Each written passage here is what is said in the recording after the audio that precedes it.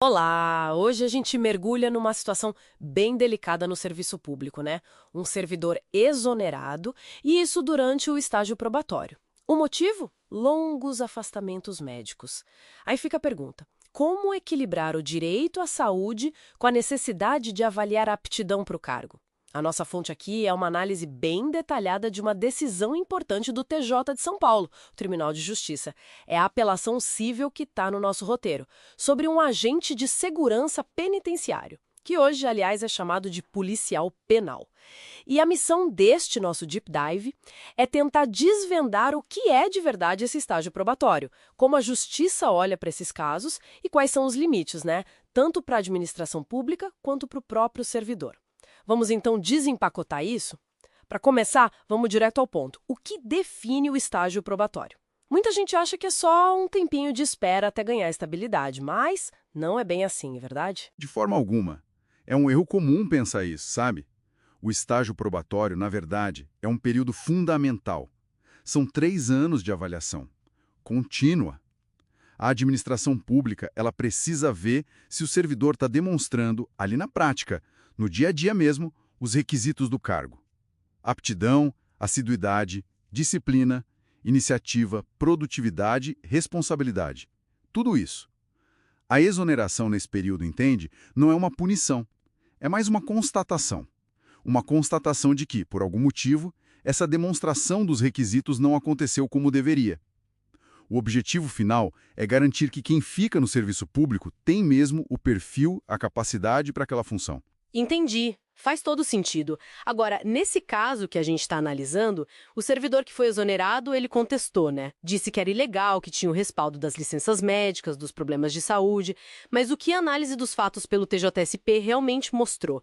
O que tinha nos registros? Então, e aqui está o ponto crucial. O que realmente decidiu a questão. A análise da ficha funcional dele.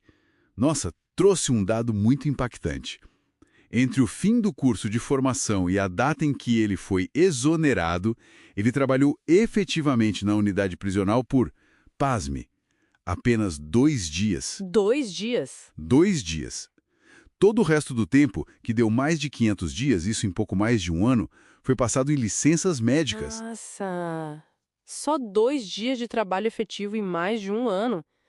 Isso realmente muda tudo, né? Fica quase impossível dizer que deu para avaliar as capacidades dele no cargo, certo? Precisamente.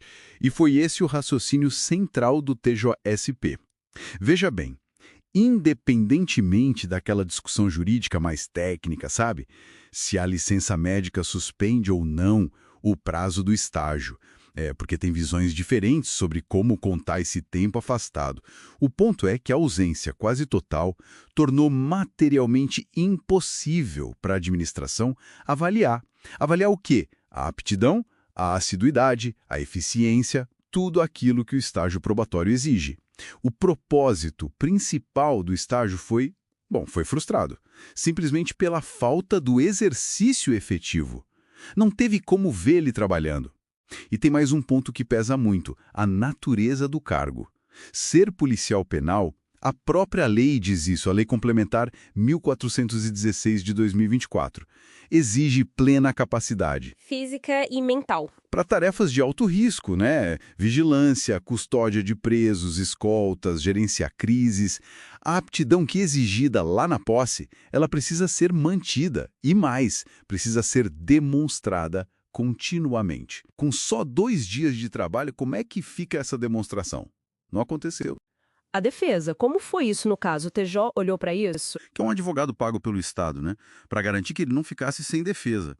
Ou seja, o contraditório e a ampla defesa foram assegurados. O devido processo legal foi respeitado, sim.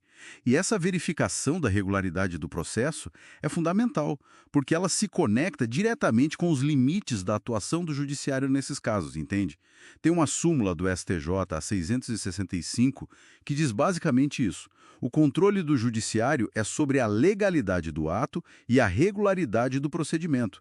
O juiz não pode reavaliar o mérito, tipo a decisão em si de exonerar, a não ser que tenha uma ilegalidade muito clara ou algo totalmente absurdo, o que a gente chama de teratologia no direito, ou uma desproporcionalidade gritante. E o TJSP entendeu que, nesse caso, a decisão de exonerar, baseada na impossibilidade de avaliar, estava dentro desses limites. Era legal, era razoável. Então, tá. Se a gente pudesse resumir a grande lição, o principal insight que fica desse caso todo, qual seria? O que a gente tira disso? Olha, a lição central para mim é que o estágio probatório não é só uma formalidade, sabe? Não é um caminho automático para a estabilidade. De jeito nenhum. É um período sério Essencial. de avaliação concreta da aptidão da pessoa para o cargo. E ausências muito, muito longas, mesmo que justificadas por saúde, como nesse caso, elas podem objetivamente impedir essa avaliação. E se isso acontece, e se o processo administrativo respeita todas as garantias legais, a exoneração pode sim ser considerada válida. O direito à saúde do servidor é fundamental. Claro que é, tem que ser respeitado. Mas ele não apaga a necessidade de comprovar, na prática, que tem condição de exercer as funções do cargo. Especialmente em áreas críticas, como a segurança pública, que demandam o quê? Presença e plena capacidade. É isso. Isso nos deixa com uma questão bem importante para refletir, né? Como é que a administração pública pode achar esse equilíbrio entre cuidar da saúde dos servidores, que é um dever, e ao mesmo tempo garantir que os serviços essenciais para a sociedade, que dependem desse pessoal apto e presente, continuem funcionando bem, com eficiência. Fica aí algo para a gente continuar pensando a respeito.